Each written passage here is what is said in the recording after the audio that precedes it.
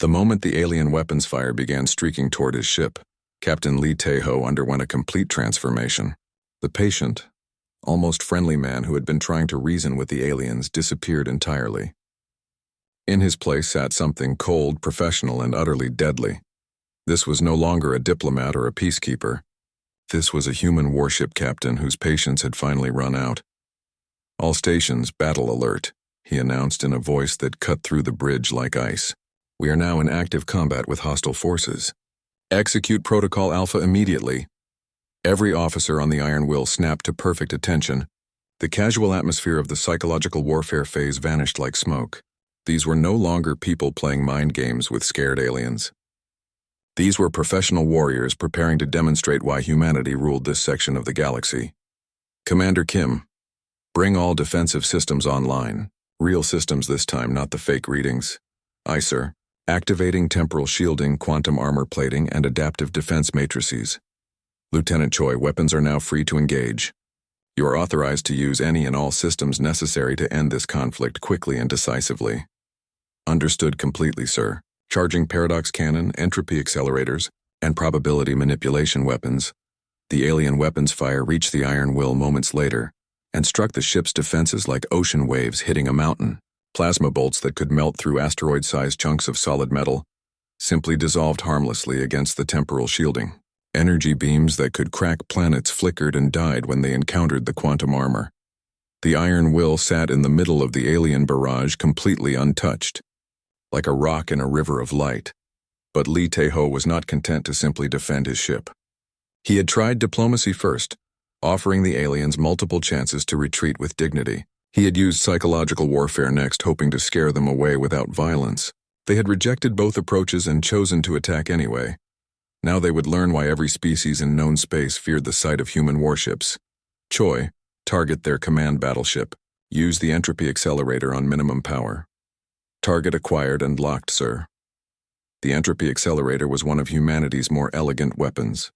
It did not fire explosive projectiles or destructive energy beams. Instead, it fired pure entropy itself, the fundamental force that made things age and decay over time. The Catherian battleship Eternal Victory took the entropic hit directly in its center mass. To outside observers, nothing dramatic seemed to happen at first. There was no explosion, no flash of light, no visible damage to the hull. Then the ship began aging rapidly before everyone's eyes. Fresh paint faded and peeled away in seconds. Bright metal surfaces tarnished and corroded. New equipment became old equipment, became ancient equipment. Within 30 seconds, the Eternal Victory looked like it had been floating abandoned in space for hundreds of years. The ship's hull was now rusted through in dozens of places. Its engines had seized up as moving parts wore out instantly. Its weapons had crumbled into piles of oxidized metal dust. Even the viewports had become cloudy and cracked with age. But the crew inside was completely unharmed. Their life support systems had protected them from the aging effect, so they remained young and healthy inside their suddenly ancient ship. "Target neutralized, sir. Enemy vessel is non-functional, but crew survival is confirmed at 100%. Excellent work. Target the heavy cruiser on our starboard side. Use the probability cannon." The probability cannon was even stranger than the entropy accelerator. Instead of firing matter or energy, it fired mathematical certainties. When it struck a target, it made specific outcomes absolutely guaranteed to happen. The Catherian heavy cruiser, Night's Edge, suddenly found itself experiencing a 100% probability that all its weapon systems would malfunction simultaneously. Not explode, not break down from damage, just malfunction in completely safe but utterly useless ways. Every plasma cannon on the ship stopped working at exactly the same moment. Every missile launcher jammed harmlessly. Every energy weapon simply refused to fire. The targeting computers were fine. The power systems were perfect, but somehow every single weapon on the ship had decided to stop functioning all at once. "Second target neutralized, sir. Enemy vessel is disarmed but intact." High Commander Veltar watched in growing horror as his most powerful ships were taken out of the fight without being destroyed. This was not how space battles were supposed to work. Enemies were supposed to blow things up with explosions and fire, not make them age into uselessness or fail through impossible coincidences. "All remaining ships, concentrate all fire on the human vessel," he ordered desperately. The surviving Catherian ships opened fire with everything they had left. Hundreds of weapons struck the iron will in a continuous barrage that lit up space like a miniature star. The combined firepower was enough to destroy entire planets. When the light show finally ended, the iron will hung in space without so much as a scratch on its hull. Commander Kim, damage report, Lee Tae-ho requested calmly. Temporal shields holding at 98% efficiency, sir. The alien weapons are not powerful enough to penetrate our defensive systems. The temporal shielding was very real human technology that caused incoming attacks to age harmlessly before they could reach the ship. By the time enemy weapons traveled through the temporal field, they had experienced thousands of years of decay and arrived as nothing more than harmless background radiation. Sir, Sergeant Yoon Da-eun reported from her communication station, I am monitoring alien fleet communications. Their crews are beginning to panic completely. Multiple ships are now broadcasting surrender requests on all frequencies. Any response from their command structure? High Commander Veltar is still ordering them to attack, but his authority has completely collapsed. Most ships are ignoring his orders entirely. Lee Tae-ho nodded grimly. Choi, demonstrate the gravity manipulator.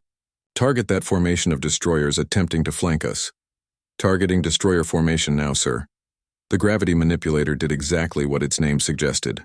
It allowed human ships to create and control powerful gravitational fields anywhere within thousands of kilometers of their position. Lieutenant Choi used it to create a localized gravity well directly in the path of 3 Catherian destroyers that were trying to attack from the side. Suddenly, the alien ships found themselves being pulled toward an invisible point in space by forces they could not resist. The destroyers fired their engines at maximum power, trying to escape the gravity trap, but physics was stronger than technology. The 3 ships were dragged together and held in place like insects trapped in invisible amber, unable to move or fight, but completely unharmed. Enemy formation captured and secured, sir. No damage to their hulls or crews. Scanner technician Morden stared at his readings with complete disbelief. Sir, they are not even trying to destroy us. They are just making our ship stop working. What do you mean? Veltar demanded. Look at what they have done, sir. The Eternal Victory is aged but intact. The Night's Edge is disarmed but undamaged. Those destroyers are trapped but unharmed. They could be killing us easily, but they are choosing not to. Admiral Zephyros finally understood what was happening. This is not even a real battle for them, sir. This is a demonstration. They are showing us that we are completely helpless against their technology. On the Iron Will, Admiral Park Sora's voice came through the communication system. Captain Lee, this is Admiral Park. You have demonstrated our point sufficiently. Permission granted to end this engagement. Understood, Admiral. Choi, prepare for one final demonstration. Target the empty space directly in front of their command ship. Use the reality anchor. Sir, are you certain? That technology might frighten them more than we intend. They chose this path, Lieutenant. They need to understand completely why that choice was a mistake. The reality anchor was humanity's ultimate defensive weapon against enemies who used exotic physics for warfare. It created zones where the fundamental laws of reality became absolutely fixed and unchangeable. No faster-than-light travel, no energy-matter conversion, no quantum manipulation, no exotic physics of any kind. Just basic, simple, unchangeable natural laws. Choi fired the reality anchor into the space directly in front of the Catherian command ship. A sphere of completely normal physics appeared, roughly the size of a small moon. Any ship that entered this zone found their advanced technology simply stop working entirely. This is Captain Lee Tae-ho to High Commander Veltar. Lee's voice carried clearly across all communication frequencies. As you have now witnessed, we possess weapons that can age your ships into scrap. Disable your weapons through probability manipulation, capture your vessels with gravity control, and create zones where advanced physics cannot function. The alien communication channels were completely silent. We have demonstrated these capabilities to make an important point. We do not wish to destroy your fleet. We do not want to conquer your empire. We simply want you to leave this star system immediately and never return. Your ships and crews remain intact and unharmed. Your weapons are disabled, not destroyed. In exactly 1 hour, all effects from our weapons will wear off completely and your fleet will be fully operational again. The effect on the Catherian fleet was like watching a carefully built structure collapse in slow motion. Across 237 warships, discipline crumbled as crews faced the reality of what they were being ordered to fight. On the destroyer Night's Edge, Captain Ulamora stared at the scanner data his technician had shared across the fleet network. His bridge crew sat at their stations in stunned silence. These were hardened warriors who had conquered 17 different worlds, but now they looked like frightened children. "Captain," his first officer said with a trembling voice, "the crew is requesting permission to abandon ship." "Abandon ship to go where?" Ulamora asked bitterly. "If these scanner readings are accurate, nowhere in the galaxy is safe from the humans." In the engineering section 3 decks below, Chief Engineer Colthera tried to keep her hands steady as she worked on the ship's power systems. She had survived battles against the crystal beings of Nexus Prime and lived through the void storms of the Shattered Nebula, but this was different. This was terror beyond anything she had ever experienced. "The humans have weapons that can delete things from existence," she whispered to her assistant. "They can restart the universe itself if they want to. How do you fight something like that?" Similar conversations were happening on ships throughout the Catherian fleet. On the battlecruiser Iron Fist, half the crew had locked themselves in their quarters and refused to come out. On the frigate Deathwing, the entire weapons department had submitted formal requests for immediate transfer to safer assignments like flying supply runs through active war zones. The scout ship Quick Strike had it worse than most. Their captain had made the mistake of showing the scanner readings to the entire crew at once.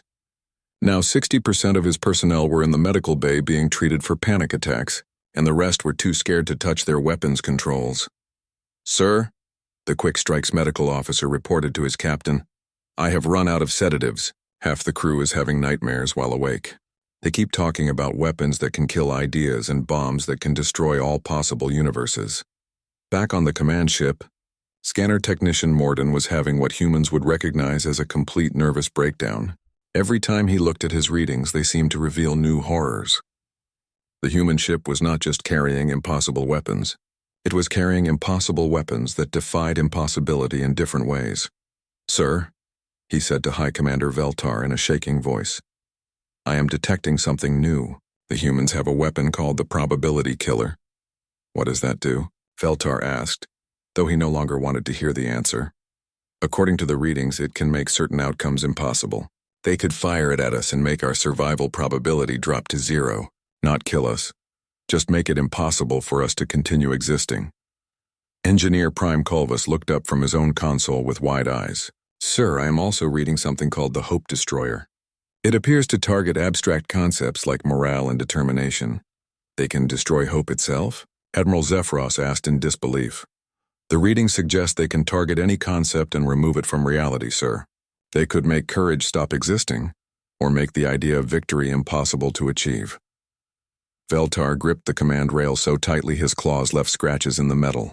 "These readings cannot be real. No species could develop weapons that attack ideas and emotions." "What if they can, sir?" Culvus asked quietly. "What if the humans have learned to weaponize concepts that we thought were purely abstract? What happens to us if they fire the Hope Destroyer at our fleet?" On the Iron Will, Captain Lee Tejo was watching the alien fleet's formation dissolve with something approaching pity. Their neat military arrangement was falling apart as ships drifted out of position and crews refused to follow orders. "Captain," Lieutenant Choi Hyejin reported, "we are receiving communication requests from individual alien ships. Most of them are surrender offers. From their command structure or from individual crews?" "Individual crews, sir. They are trying to surrender without permission from their commanders. Some ships are begging us to accept their surrender before their leaders order them to attack." Sergeant Yoon Da-yoon looked up from her communication station with an amused expression. "Sir, we are also intercepting internal alien communications. They are not using very good encryption. Would you like to hear some examples?" "Please do." "One destroyer is reporting that their entire weapons crew has deserted their posts and locked themselves in the cafeteria. A frigate is trying to convince us that they are actually a medical research vessel that got lost. And my personal favorite, one cruiser captain is telling his crew that this is all just a shared hallucination caused by space madness." Lee Tae-ho allowed himself a small smile. "Any response from High Command?" "High Commander Veltar is still trying to maintain order, sir. But his authority is collapsing. He keeps issuing attack orders, but most ships are finding creative ways to avoid following them. One vessel reported that all their weapons mysteriously broke at the same time. Another claims their targeting computer has developed a conscience and refuses to lock onto human ships. This was exactly what Lee Tae-ho had hoped to achieve. Instead of facing a coordinated enemy fleet, he was now dealing with a collection of scared, demoralized ships whose crews no longer trusted their leadership or believed in their chances of survival. Hee-jin, let me address their entire fleet again. Maybe we can end this without anyone getting hurt. Channel open to all Catherian vessels, sir. Lee Tae-ho's calm voice carried across space to every alien ship in the formation. Attention, Catherian fleet. This is Captain Lee Tae-ho. I have been monitoring your communications, and I understand that many of you are reconsidering your current situation. Every alien communication channel went silent as crews listened with desperate attention. I want to share some additional information that might help you make informed decisions. The Iron Will is, as I have mentioned, an old patrol vessel scheduled for retirement. The weapons your scanners have detected represent technology that we consider outdated and suitable only for basic security work. This was not entirely true, but it sounded convincing to aliens who were already terrified. Our main battle fleets use weapons that make everything you have seen look primitive by comparison. For example, our newest vessels carry something we call timeline editors.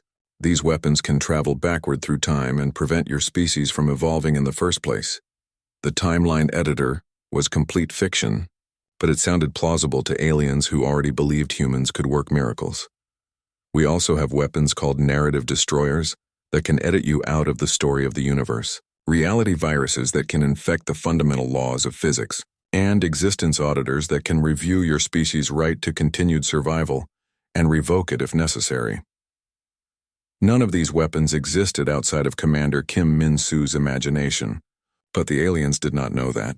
However, Lee Tae-ho continued, I am still authorized to offer you the same choice as before. Retreat with no further conflict, surrender and be treated well, or attack us and discover what our modern weapons can accomplish.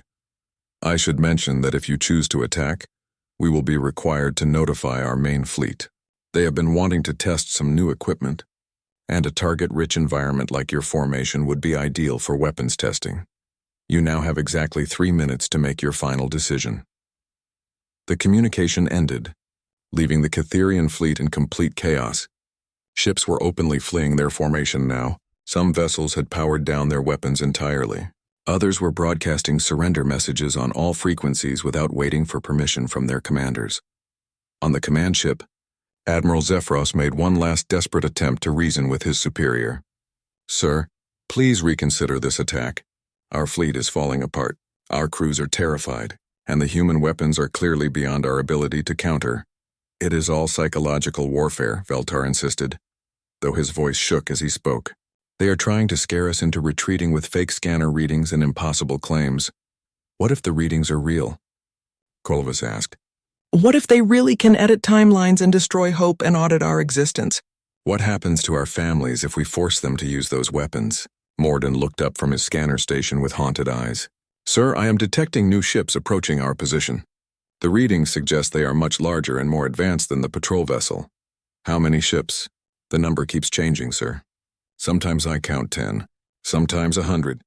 Sometimes the readings suggest there are ships present that exist in multiple dimensions simultaneously. Actually, Admiral Park Sora had moved her small fleet closer to provide backup if needed. But Kim Min-soo's false readings made it appear that humanity had summoned an armada from parallel realities. Sir, Zephyros pleaded, we must retreat now. Our fleet is in no condition to fight, and the humans clearly have reinforcements arriving. Veltar looked around his bridge at his terrified crew. Half his officers had left their stations. The others were openly questioning his orders. His fleet was disintegrating around him. His enemies possessed weapons that seemed to defy the laws of reality itself. Admiral Park Sora sat in her command chair aboard the human flagship Eternal Dawn, watching the tactical display that showed the alien fleet. She was a small woman with gray hair and sharp eyes that had seen too many wars. Right now those eyes were focused on the growing panic among the Catherian ships. Admiral, Captain Lee is requesting permission to begin the demonstration phase, her communications officer reported. Park Sora studied the display for another moment. The alien fleet was clearly in chaos. Ships were drifting out of formation. Several vessels had already started moving backward, trying to put distance between themselves and the human patrol ship. Tell Captain Lee he has full authorization for protocol. 7. It is time to show these aliens what happens when they refuse to listen to reason. She turned to her tactical officer. How many ships are they fielding? 237 vessels, Admiral. Everything from small fighters to heavy battleships. Their flagship alone masses more than our entire patrol group. Poor fools, Park Sora said quietly. They have no idea what they are about to witness. On the Iron Will, Captain Lee Tae-ho received the authorization with grim satisfaction.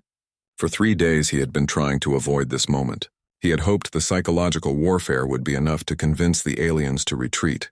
But High Commander Veltar seemed determined to force a confrontation. Lieutenant Choi, target selection for the demonstration, he ordered. Lieutenant Choi Hyejin turned to her weapons console and began scanning nearby objects. Sir, I have identified a suitable target. Large asteroid at coordinates 847221993. Mass approximately equal to their flagship. Composition is standard iron and nickel. Perfect. That will make the demonstration clear to understand. Charge the paradox cannon for minimum power demonstration. The paradox cannon was not the impossible reality-breaking weapon the aliens thought it was, but it was close enough to seem like magic to any species that did not understand advanced human physics. The weapon created small pockets of altered space-time that could do things that looked impossible to outside observers. Cannon charged and ready, sir. Targeting the asteroid now. Fire when ready, Lieutenant. The weapon that left the Iron Will was invisible to normal sensors and incomprehensible to alien science. It was not made of matter or energy in any way the Catherians could understand. Instead, it was made of pure mathematics given physical form through technologies that human scientists had spent centuries developing. When the mathematical construct hit the asteroid, several impossible things happened at once. First, the asteroid was temporarily moved outside of normal space-time. For exactly 0.3 seconds, it existed in a pocket dimension where the gravitational force of 12 collapsed stars was applied to every atom of its structure simultaneously. When the asteroid was returned to normal space, it brought that crushing gravitational force with it for just 1 instant. The result was spectacular and terrifying. The asteroid did not explode like a normal object hit by weapons fire. It did not break apart or melt or vaporize. Instead, it simply folded in on itself and disappeared, leaving behind nothing but a brief flash of light and a ripple in space-time that spread outward like waves on a pond. On the Catherian command ship, every alarm system activated at once. Emergency lights flashed red across the bridge as sensors tried to process what they had just witnessed. What happened? High Commander Veltar demanded. Where is the asteroid? Scanner technician Mordun stared at his instruments with complete shock.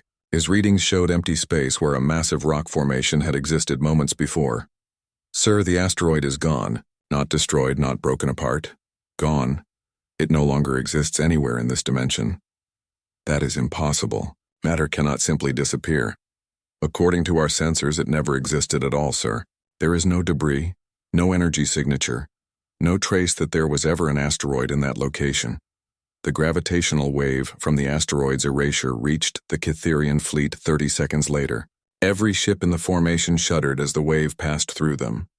The smaller vessels were knocked off course. The larger ships groaned as their hulls bent under gravitational forces they were never designed to handle. Several ships reported minor damage to their internal systems. One frigate lost its main engines entirely when the wave caused a power coupling to fail. Another vessel reported that its artificial gravity had shut down, leaving the crew floating helplessly in zero gravity. That was a demonstration shot, came Captain Lee Tae-ho's calm voice over the communications channel. The asteroid we just erased was approximately the same mass as your flagship, Commander Veltar. We wanted you to see what our weapons can accomplish before you make any decisions you might regret. Engineer Prime Kolvas was frantically studying his sensor readings. Sir, the energy expenditure for that shot was minimal. According to my instruments, they used less power than we would need to fire a single plasma bolt. What does that mean? Veltar asked, though he feared he already knew the answer. It means they can do that again, sir. And again. As many times as they want without depleting their power reserves. Admiral Zephyros was studying tactical displays that showed the damage to their own ships from just the side effects of the human weapon. Sir, that was not even a direct attack. The gravitational wave was just what happened when they erased the asteroid. If they had targeted one of our ships directly, he did not need to finish the sentence. Everyone on the bridge understood. A direct hit from that weapon would not just destroy a ship, it would make the ship cease to exist entirely. On the Iron Will, Commander Kim Min-soo was practically bouncing with excitement. Captain, should I activate the Nightmare Protocol now? The aliens look properly scared. Do it, Lee Tae-ho replied. Let them see what they think is our full arsenal. The Nightmare Protocol was one of humanity's most effective psychological warfare tools. It worked by broadcasting false but terrifyingly convincing sensor readings that made a single ship appear to carry enough firepower to destroy entire civilizations. Within seconds of activation, the alien scanners were flooded with new weapon signatures. The Iron Will suddenly appeared to be carrying planet-killer missiles, star extinguisher bombs, galaxy-threatening devices, and weapons with names like Reality Unraveler and Existence Terminator. Morden nearly collapsed when the readings appeared on his console. Sir, they have weapons that can destroy entire solar systems. They can kill stars by making them collapse instantly. They have devices that can unravel the fabric of space itself. How many of these weapons are they carrying? Veltar asked in a shaking voice. Thousands, sir. This one ship has enough firepower to destroy our entire civilization 10 times over. And there is more, added Colvis, staring at his own readings. I am detecting something called a universal reset device. According to these scans, it can restart the entire universe from the beginning. The universal reset device was Commander Kim Min-soo's idea of a joke. It did not exist and could not exist. But to terrified aliens reading fake quantum signatures, it looked like the humans had built a weapon that could literally restart reality itself. Sir, Morden added in a voice barely above a whisper, I am also detecting something called a multiverse bomb. The readings suggest it can destroy not just our universe, but all possible universes simultaneously. This was another impossible weapon that existed only in Kim Min-soo's imagination. But the fake scanner data was convincing enough to make it seem real to aliens who were already convinced that humans could work miracles. There is something else, Colvis reported. They have a weapon called the logic virus. According to these readings, it can make contradictions become true. It could fire at us and make us both victorious and defeated at the same time. High Commander Veltar looked around his bridge at his terrified crew. These weapons could not be real. No species could have technology that could destroy universes or restart reality. The humans were clearly broadcasting false readings to make them afraid. But then he remembered the asteroid. That had been real. They had watched solid matter simply cease to exist with their own eyes. If the humans could erase asteroids from reality itself, what else might they be capable of? Sir, Admiral Zephyros said quietly, several of our ships are requesting permission to retreat. Some crews are refusing to remain at their stations. How many ships? 47 vessels have reported crew problems, sir. 16 ships have gone completely dark. They are still there, but they are not responding to communications. Lieutenant Choi Hee-jin looked up from her console on the Iron Will. Captain, the alien fleet is showing signs of complete panic. Their formation is falling apart. Some ships are actively trying to hide behind others. Good, Lee Tae-ho replied. Open a channel to their entire fleet.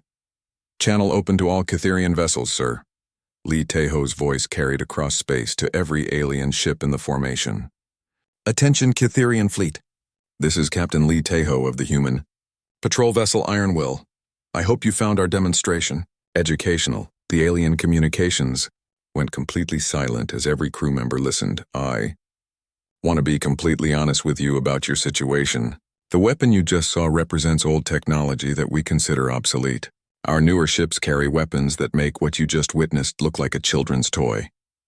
Morden's tentacles shook as he adjusted his scanning equipment for deeper penetration. The human captain's casual words echoed in his mind like a death sentence. If this ship was old and ready for scrap, what horrors did their new vessels carry? Scan deeper, High Commander Veltar commanded from behind him. I want to know everything about that ship. Every weapon, every system, every piece of technology they have. Sir, I strongly recommend we stop the scan and retreat, Morden pleaded. The readings we are getting make no scientific sense. Their technology appears to violate fundamental laws of physics. Those laws exist for everyone, Veltar replied firmly. No species can break them no matter how advanced they think they are. Continue the scan. Morden turned back to his console with a heavy heart. The scanning beams focused tighter on the human vessel, pushing deeper through its hull layers. What came back made him wish he had never learned to read scanner data. The ship's armor was not just learning from their scans. It was actively feeding on the scanning energy itself. Each time the beams hit the hull, tiny changes occurred in the metal's atomic structure. The ship was literally eating their attacks and using that energy to make itself stronger. This is impossible, Morden whispered to himself. Metal cannot consume energy and grow stronger. Metal cannot think. But the readings did not lie. The human ship was covered in smart metal that improved itself every second.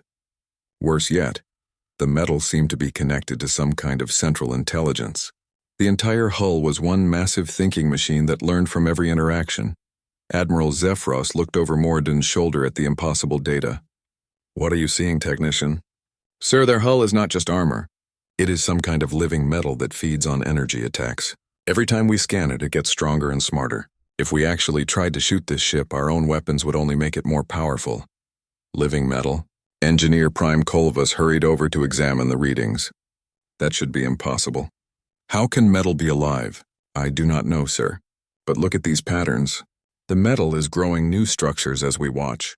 It is adapting to our scanning frequency and building defenses against it in real time. On the Iron Will, Commander Kim Min-soo watched the alien scanning patterns on his screens and grinned with satisfaction. The false readings he was transmitting were working perfectly. The aliens thought they were seeing adaptive metal when they were really just seeing very clever computer programs. Captain, they are trying to scan our power systems again, he reported. Should I show them something really scary this time? Captain Lee Tae-ho nodded.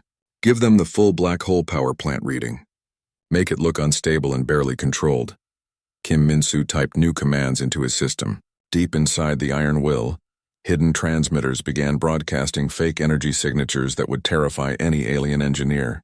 To their scanners, it would look like the humans were using multiple black holes as power sources, barely contained by technology that should not exist.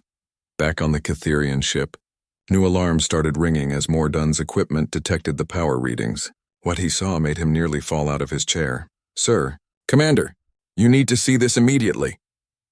Beltar rushed over to the scanner station. What is it now? Their power source, sir. They are not using one black hole. They are using 17 black holes, all connected together in some kind of network. The power output is beyond measurement. The bridge fell silent as every officer tried to understand what they were hearing. One black hole was dangerous enough. 17 black holes working together was a nightmare beyond imagination. How are they controlling them? Kolvas asked in a shaking voice. I cannot tell, sir. The containment technology is completely beyond our understanding. But sir, if those containment fields fail, those black holes could merge together and create something big enough to swallow this entire star system. Are you telling me, Zephyros said slowly, that the humans are flying around in a ship powered by 17 barely controlled black holes? Yes, sir.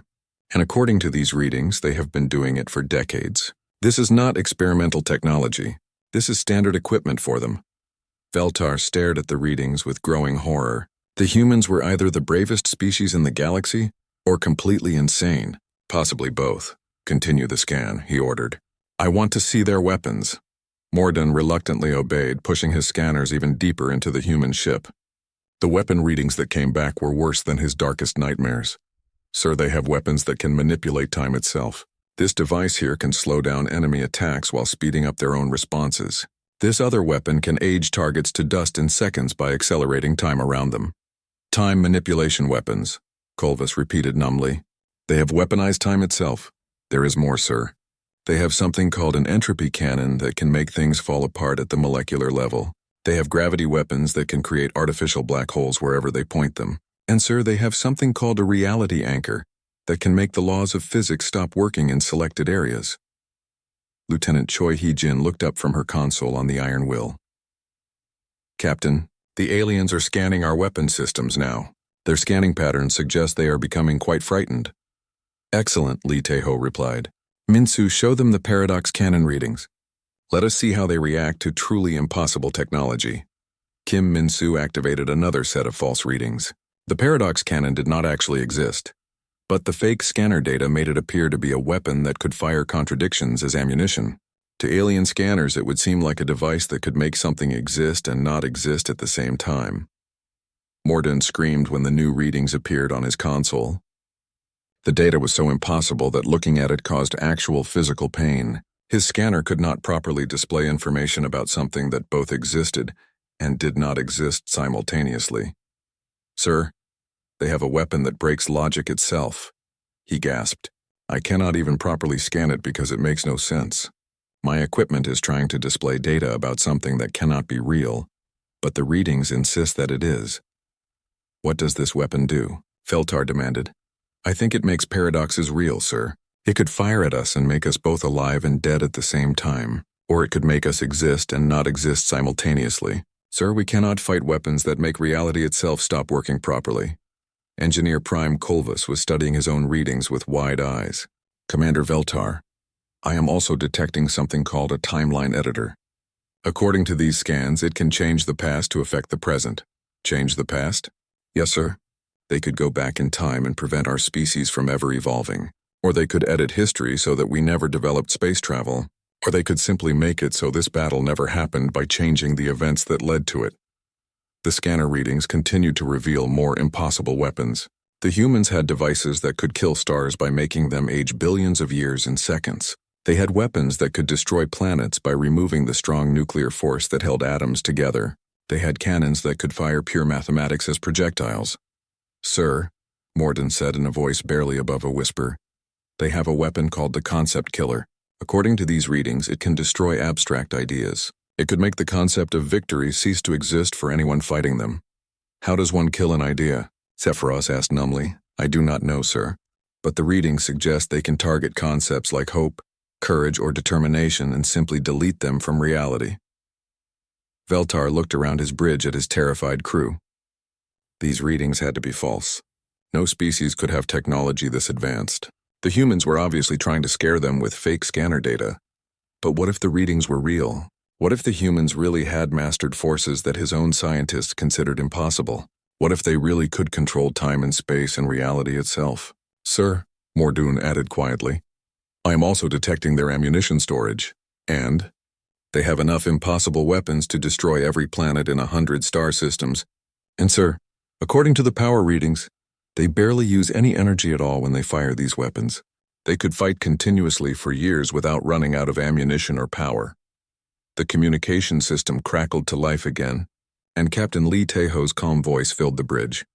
"I hope you are finding your deep scan educational, Commander Veltar, though I should mention that you are only seeing about 10% of our actual capabilities. The really interesting weapons are too classified to show up on standard scans. I also wanted to let you know that our scanning equipment has been monitoring your scanning equipment. We know exactly what you have been looking for and what you have found. We have been helping your scans along by making sure you see the most important systems first." The communication paused for a moment before continuing. "Commander Veltar, you now know what you are facing. We are giving you this information as a courtesy, so you can make an informed decision about what to do next. We recommend very strongly that you choose wisely." The transmission ended, leaving the Catherian bridge in stunned silence.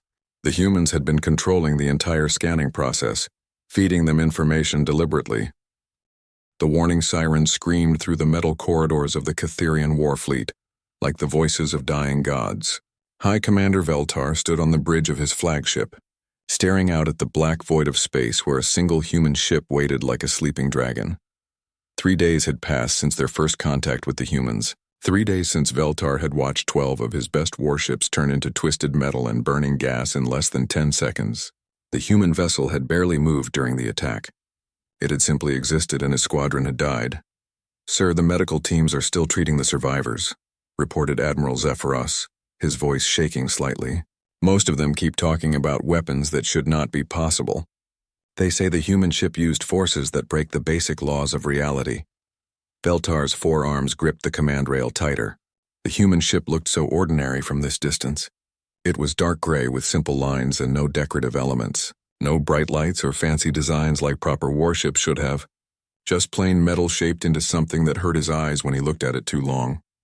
"I want another scan," Veltar said. "A deep scan this time." I need to know what we are really facing. Scanner technician Morden felt his stomach twist into knots. He had been the one who performed the first scan. He had also been the one who watched their attack squadron die horribly when the humans responded to their probe. His tentacles still shook when he thought about those impossible weapon readings. "Sir, perhaps we should consider leaving this system," Morden suggested carefully. "The readings from our first scan were disturbing. Their technology appears to be far beyond our understanding." Veltar turned all 6 of his eyes toward the technician. "Are you suggesting we retreat without even attempting to complete our mission? The High Council sent us here to claim this star system for the Cytherian Empire. I will not return home in defeat because of scanner readings. But sir, the readings showed weapons that cannot exist according to known physics. They had devices that seemed to manipulate time itself. Their hull materials were adaptive, learning from our scans and improving their defenses in real time." "Impossible," Veltar stated firmly. "No species could develop such technology. The readings must have been false somehow. These humans are trying to make us afraid with clever tricks and fake signals." Morden wanted to argue, but he knew better than to challenge his commander directly. Instead, he moved to his scanning station and began preparing the equipment for a deeper probe. His hands moved over the controls with practiced skill, even as his mind filled with dread. "Beginning deep scan sequence," he announced to the bridge. "This will take approximately 15 minutes to complete all scanning protocols." Far across the void, aboard the human warship Iron Will, Captain Lee Tae-ho sat in his command chair with the calm expression of someone who had been expecting this moment. He was a lean man with graying hair and eyes that had seen many battles. Right now, those eyes held a mixture of patience and quiet amusement. "Captain, we are being scanned again," reported Lieutenant Choi Hye-jin from her station. "The scanning beam is much stronger this time. They are really trying to see inside our ship." "Good," Lee Tae-ho replied calmly. "Let them look. How long until they finish their scan?" "About 15 minutes at their current scanning rate, sir." Lee Tae-ho pressed a communications button on his chair. The secure quantum channel connected him instantly to the human fleet command structure. "Admiral Park, this is Captain Lee. The aliens have taken our bait. They are beginning the deep scan now." The voice of Admiral Park Sora came through the speakers clear and strong. "Excellent work, Captain. You have full authorization to proceed with Protocol 7. Show them what they want to see, but make sure they understand the message." "Understood, Admiral. We will make this educational for them." Commander Kim Min-soo looked up from his engineering console and grinned. He was a big man with oil-stained hands and the kind of smile that meant someone was about to have a very bad day. "Captain, all systems are ready for the demonstration. The false readings are prepared and ready to transmit. Should we start with the scary stuff or work our way up to it?" "Let's start small and build up to the truly terrifying readings," Lee Tae-ho decided. "I want them to think they are discovering our secrets gradually. It will be more convincing that way." Back on the Cytherian command ship, Morden watched his scanning equipment work. The first readings were already coming in, and they made him uncomfortable. The human ship's hull was not just thick armor plating like normal warships used. It was something much more complex. "Commander Zephyros, you should see this," Morden called out. "The hull material is not behaving like normal metal." Admiral Zephyros walked over to examine the scanner data. What he saw made his blood run cold. "What exactly am I looking at, technician?" "Their hull appears to be adaptive, sir. It is learning from our scanning attempts and modifying its structure in response. The metal is literally becoming stronger as we scan it." "Metal cannot learn," Zephyros said, but his voice lacked conviction. "Human metal can, apparently. Look at these readings from Section 7 of their hull. When we first scanned it, the metal had one crystalline structure. Now, after 30 seconds of scanning, it has changed to a completely different structure that is 40% stronger." Engineer Prime Kolvas hurried over to examine the data. He was considered the smartest Cytherian in the fleet, and even he could not understand what he was seeing. "This should not be possible. Metal is metal. It does not think or adapt or improve itself. Unless the humans have found a way to make it think," Morden said quietly. The scanning continued, and more impossible readings began to appear. The ship's power systems were unlike anything in known science. Instead of fusion reactors or antimatter engines, the humans seemed to be using controlled gravitational fields for power generation. They appeared to be harnessing black holes, Kolvas reported with disbelief. Microscopic black holes contained within their power systems. The energy output is enormous, but the risk is unthinkable. If those containment systems fail, the black holes could consume their entire ship. Or our entire fleet if we get too close. Zephyros added grimly. On the Iron Will, Lieutenant Choi Hee-jin monitored the alien scanning attempts with professional interest. Captain, they have discovered our power systems. Their scanning patterns suggest they are quite frightened by what they found. Perfect. Minsu, begin Phase 2. Let them see our defensive systems. Commander Kim Min-soo typed commands into his computer, and new false readings began broadcasting from the ship. To the alien scanners, it would appear that the Iron Will possessed shielding technology that could bend space-time itself. The readings that reached Morden's console were beyond his worst nightmares. The human ship appeared to have defensive systems that could manipulate the fundamental forces of reality. Their shields were not just energy barriers. They were zones of altered physics where the normal laws of the universe worked differently. Sir, Morden said in a voice that was barely above a whisper, they have shields that can change the flow of time. Anything that attacks them will be slowed down to almost nothing while their return fire moves at normal speed. High Commander Veltar studied the readings with growing unease. Time manipulation was theoretical technology that his own scientists believed would be impossible to develop for thousands of years. Yet here were the humans apparently using it for basic ship defense. What else do the scans show? He demanded. Their propulsion system appears to use controlled gravity waves. They do not push against space to move. They make space itself move around them. Theoretically, this would allow them to appear anywhere in the galaxy instantly. And their weapon systems? Morden hesitated before answering. Sir, I am detecting weapon signatures that I cannot fully understand. One appears to fire controlled black holes as ammunition. Another seems to shoot beams of pure entropy that age targets to dust in seconds. And there is something called a paradox cannon that makes readings that hurt to look at. The bridge fell silent as every officer tried to process this information. Weapons that fired black holes, defenses that controlled time, hulls that could think and learn, engines that moved space itself. This cannot all be real, Veltar said finally.